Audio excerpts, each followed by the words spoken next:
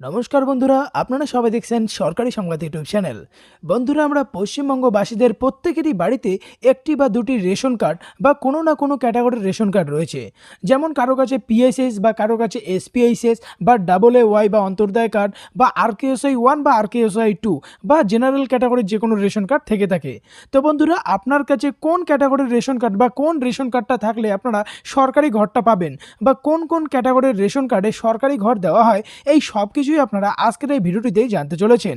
আর এই সমস্ত খুঁটিনাটি বিষয় জানতে হলে অবশ্যই কিন্তু ভিডিওটিকে একদম শেষ পর্যন্ত দেখবেন। আর বন্ধুরা, এরই সাথে এই ধরনের দরকারি আর গুরুত্বপূর্ণ খবর যদি প্রতিদিন আপনাদের মোবাইলে পেতে চান, তাহলে কিন্তু সবার প্রথমেই এই ভিডিওটিকে একটি লাইক করে দেবেন, এরই সঙ্গে লাল রঙের সাবস্ক্রাইব বাটনে ক্লিক করে বেল নোটিফিকেশনটা অল করে দেবেন। তো আসুন এবার দেখে নেওয়া যাক যে কোন কোন রেশন কার্ডে সরকারি ঘর দেওয়া হবে। তো ওখানে দেখুন, প্রথমেই বলা হয়েছে যে কোন কোন রেশন কার্ড থাকলে 1,20,000 টাকার সরকারি ঘর পাবেন। নিচেই দেখুন বলা হয়েছে, বাংলার আবাস যোজনা বা প্রধানমন্ত্রী আবাস যোজনায় ঘর পাওয়ার জন্য বেশ কিছু প্রয়োজনীয় কাগজপত্রের দরকার হয়। তার মধ্যে অন্যতম গুরুত্বপূর্ণটি হচ্ছে রেশন কার্ড। আপনার কাছে কোন ধরনের রেশন কার্ড রয়েছে সেটার উপর নির্ভর করবে যে আপনি কত তাড়াতাড়ি আবাস যোজনার মাধ্যম থেকে আপনি 1,20,000 টাকার ঘরটা পাবেন। তো এই সম্পর্কে দেখুন নিচে যেটা বলা হয়েছে যে প্রথমেই যে কারা কারা এই আবাস যোজনা থেকে ঘর পাবেন। তো এখানে প্রথমেই কিন্তু 3টি শর্ত দেওয়া হয়েছে যে অবশ্যই কিন্তু আপনার একটা কাঁচা বাড়ি থাকতে হবে, এরই সাথে অবশ্যই আপনাকে খেটে খাওয়া বা নিম্ন শ্রেণীর পরিবার থেকে আপনার হতে হবে বা গরিব পরিবার থেকে। এরই সঙ্গে অবশ্যই বাড়িতে যদি সরকারি চাকরি থাকে তাহলে কিন্তু আপনারা এই ঘরটা পাবেন না।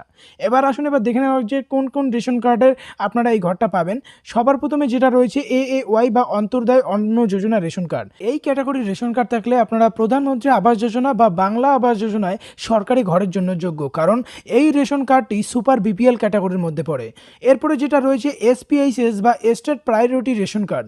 এই ক্যাটাগরি বা এই ধরনের যদি রেশন কার্ড থেকে থাকে তাহলে আপনি প্রধানমন্ত্রী আবাস যোজনা বা বাংলা আবাস যোজনায় ঘর পাওয়ার জন্য যোগ্য। তবে এক্ষেত্রে অন্তর্দয় বা অন্ন যোজনা বা উপরে যে রেশন কার্ডটি রয়েছে সেটার পরের স্থানে এই রেশন কার্ডটি। এই কার্ডও বিপিএল ক্যাটাগরির মধ্যে রয়েছে। এরপরে পরবর্তী রেশন কার্ডটি হচ্ছে পিএইচএস বা প্রায়োরিটি হাউস হোল্ড। এই ক্যাটাগরির রেশন কার্ড থাকলে আপনারা ঘর পাওয়ার জন্য যোগ্য। বিপিএল ক্যাটাগরির মধ্যে এই রেশন কার্ড 3য় নম্বর রয়েছে। এই রেশন কার্ড যদি আপনার কাছে থাকে তাহলে আপনি প্রধানমন্ত্রী আবাস যোজনা বা বাংলার আবাস যোজনা থেকে ঘর পেতে পারেন। এরপরে যেটা ক্যাটাগরি রেশন কার্ড রয়েছে সেটা হচ্ছে আরকেএসআই 1 বা রাজ্য খাদ্য সুরক্ষা যোজনা 1। এই ক্যাটাগরি রেশন কার্ড থাকলে আপনারা রাজ্য সরকারের অধীনস্থ এই রেশন কার্ডটি, তবে এটাও কিন্তু বিপিএল ক্যাটাগরির মধ্যেই পড়ে। রাজ্য সরকারের এই রেশন কার্ড যাদের রয়েছে তারা এই রেশন কার্ডের জন্য সরকারি ঘর পেতে পারেন। এরপরে যেটা রয়েছে আরকেএসআই 2 বা রাজ্য খাদ্য সুরক্ষা যোজনা 2। পশ্চিমবঙ্গ রাজ্য সরকারের দ্বিতীয়তম রেশন কার্ড হলো রাজ্য খাদ্য সুরক্ষা যোজনা 2 নম্বর রেশন কার্ড।